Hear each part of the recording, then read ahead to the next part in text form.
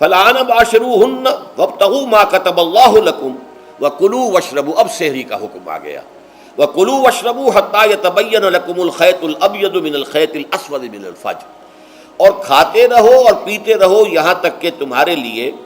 فجر کے وقت کے اعتبار سے سفید ڈوری سیاہ ڈوری سے بالکل علیحدہ ہو جائے۔ اصل میں اس کو بعض صحابہ نے تو سمجھا کہ یہ لغوی معنی اس کے لیے کہ آپ اپنے تکیے میں ایک سفید دھاگا رکھ لیا ایک کالا رکھ لیا، اور دیکھتے رہتے تھے جب یہ سفید اور کالا علیحدہ علیحدہ نظر آنے لگے تو پھر روزے کا رکھنے کا وقت شروع ہو چکا اور اب کھانا پینا بند کر دیا جائے۔ فرمایا گیا یہ مراد نہیں ہے، یہ جب پاؤں پھٹتی ہے تو اس کے اندر ایک سفید سی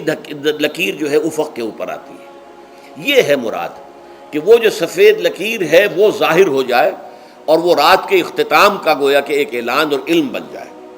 تو وَكُلُوا وَاشْرَبُوا، اب اس کی جو ہے بڑی تاکید کی گئی ہے، تَسَحَّرُوا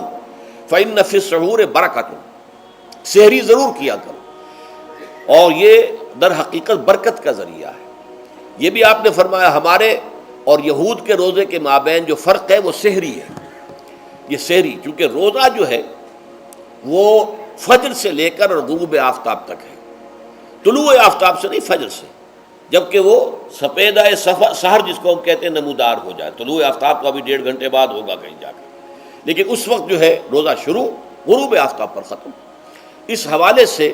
اس سے پہلے کھانا پینا، اور اس میں بھی فرمایا گیا کہ بعض لوگ بہت زیادہ احتیاط کرتے ہیں، وہ صحیح نہیں ہے، اس لیے کہ فجر کے لیے اذان جب دیتے تھے تو اس میں بعض حضرات ذرا جلدی کرتے تھے۔ حضور نے فرمایا کہ نہیں، دیکھو یہ ذرا جلدی کر دیتے ہیں، اگر تم میں سے کسی کے ہاتھ میں پیالہ ہے، ابھی وہ کچھ کھا رہا ہے، اذان ہو گئی ہے، تو وہ اپنا پیالہ پورا کر لے۔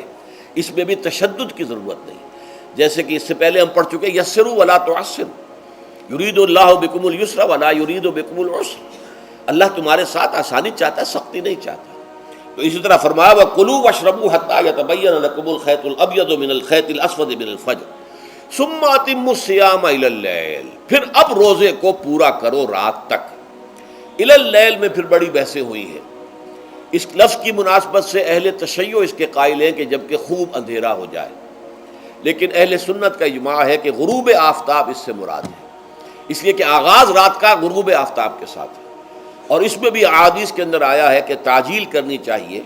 بعض لوگ وہی جو میں نے عرض کیا کہ تقویٰ کے تحت جو ہے، جیسے کہ سفر میں بھی روزے رکھتے ہیں یا 104 بخار کے درجے میں بھی وہ روزہ قضا کرنے کو تیار نہیں ہوتے، ایسے ہی وہ تاخیر کرتے ہیں اپنے تقوی کے حساب سے، کہیں ایسا نہ ہو، کوئی غلطی نہ ہو جائے، کہیں یہ نہ ہو جائے، کہیں وہ نہ ہو جائے، تو پھر اس کے اندر وہ افطار میں، تو آپ نے فرمایا کہ قوم جو ہے اسی وقت صحیح رہے گی جبکہ وہ افطار میں عجلت سے کام لے، یعنی سحری کے اندر بہت زیادہ جلدی کرنے کی ضرورت نہیں، اگر اذان ہو رہی ہے اس کے دوران بھی اگر کچھ کھا پی رہے ہو تو کھا پی لو، مکمل کر لو۔ اسی طریقے سے افطار کے اندر جو ہے وہ تاخیر کرنے کی ضرورت نہیں، سورج کے غروب کے ساتھ افطار کر لو۔